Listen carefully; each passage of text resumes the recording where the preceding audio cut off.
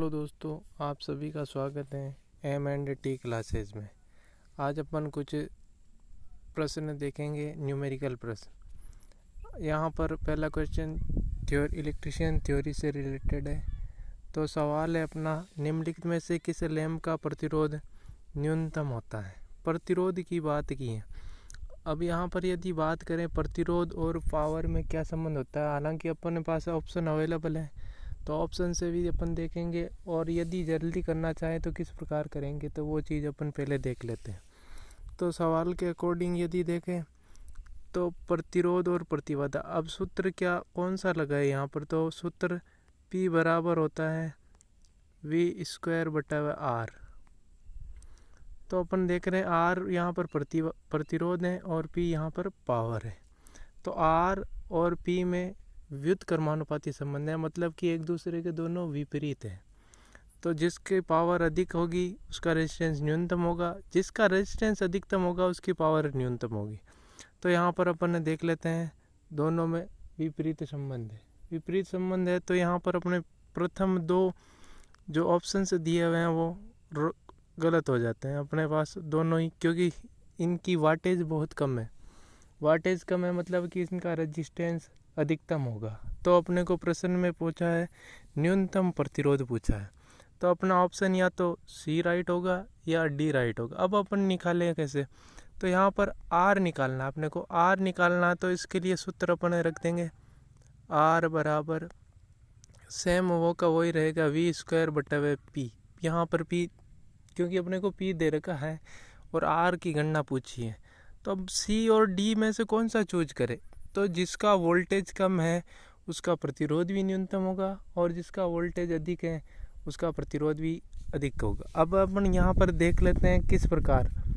तो इस सवाल में यदि इस फॉर्मूले के अकॉर्डिंग V²R बराबर रखना है, अपने को वैल्यू पुट कर देनी है यहाँ पर 110, सी ऑप्शन अपन पहले कर रहे हैं, गुणा 110 बटा अपने पास P की वैल्यू है 100, तो 2 शून्य से 2 शून्य यहाँ पर कैंसिल हो जाता है और अपना आंसर आ जाता है 121 ओम। 121 ओम इसका रेजिस्टेंस हो जाता है। अब यहाँ पर बात करें डी ऑप्शन की, तो डी ऑप्शन में दे रखा है 220 वोल्टेज। यहाँ पर वैल्यू 220 पुट करने पर 22 का, क्योंकि 100 से 2 जीरो कैंसिल आउट हो जाएंगे और 22 का स्क्वायर 484 बच जाएगा अपने पास। तो 484 अधिक प्रतिरोध हो जाएगा, अपने को चाहिए न्यूनतम, तो उसके लिए अपना ऑप्शन सी राइट रहेगा। तो इस प्रश्न का अपना आंसर सी हो जाएगा। देखते हैं अपन नेक्स्ट सवाल। नेक्स्ट सवाल में दे रखा है यदि ए की ऊंचाई बी की ऊंचाई से 10% अधिक है तो बी की ऊंचाई ए की ऊंचाई से कितने प्रतिशत कम है। इस प्रकार के सवालों को अपन बहुत ही कम समय में कर सकते हैं, मतलब कि प्रश्न देखते ही अपन आंसर कर सकते हैं। पहले प्रश्न को सही समझना पड़ेगा इसके लिए। तो समझने के लिए अपन जब भी पेपर में इस प्रकार के सवाल दिख जाए तो वैल्यू अपने को देखनी है यहाँ पर कि क्या दे रखा है, 10% अधिक दे रखा है, कम दे रखा है, अधिक या कम वाले से ही रिलेटेड होंगे।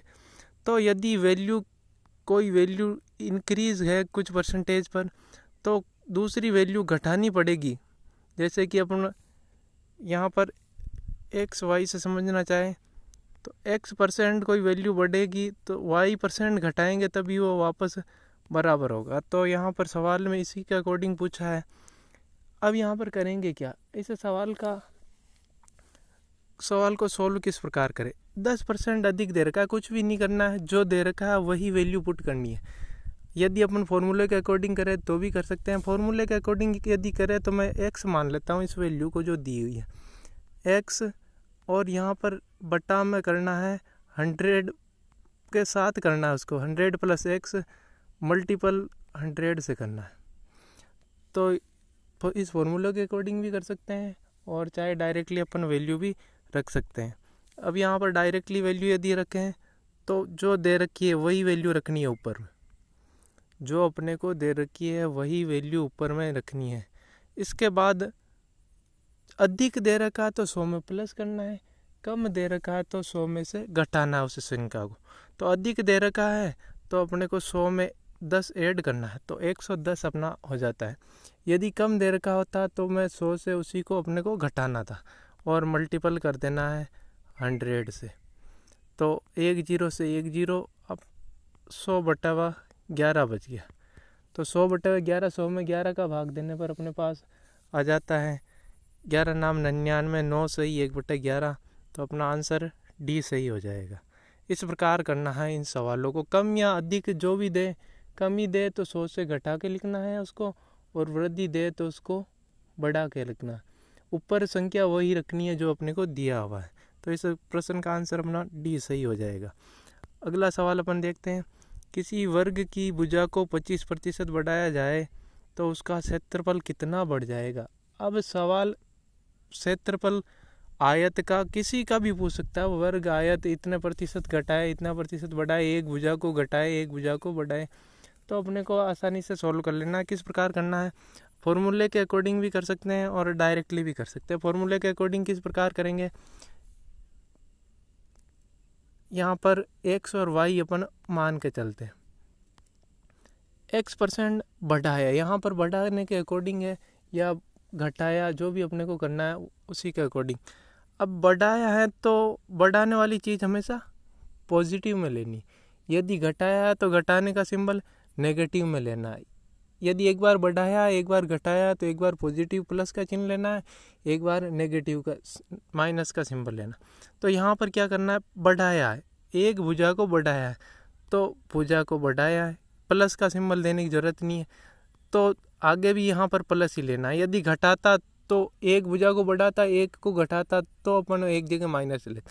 x + y, और प्लस प्लस को मल्टीपल करने पर प्लस ही आता है। x × y बटावा 100 करना है हमेशा।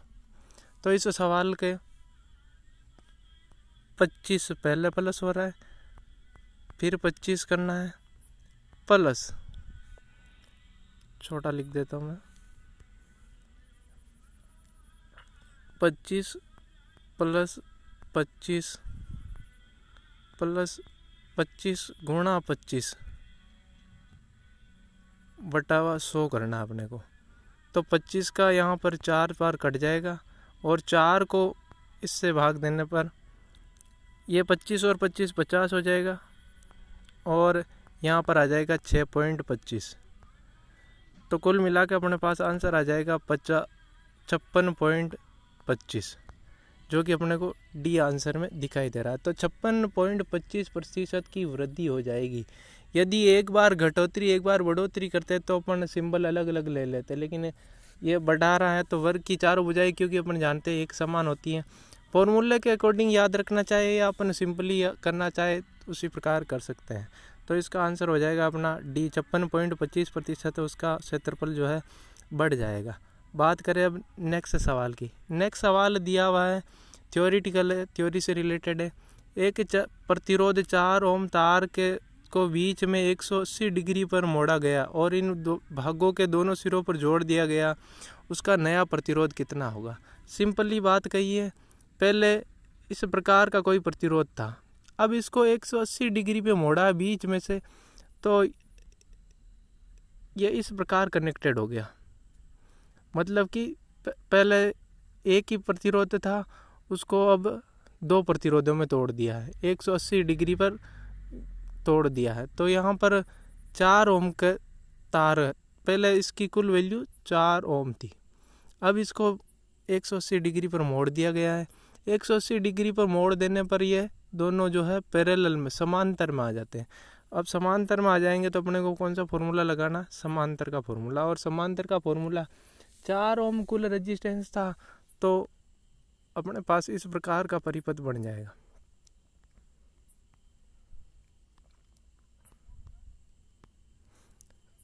चार ओम का कुल था तो 2 ओम यहाँ रह जाएगा और 2 ओम यहाँ रह जाएगा। 2 ओम अपन जानते हैं समांतर क्रम में यदि फॉर्मूला हो तो समांतर क्रम में फॉर्मूला होता है 1/RT बराबर 1/R1 प्लस 1/R2।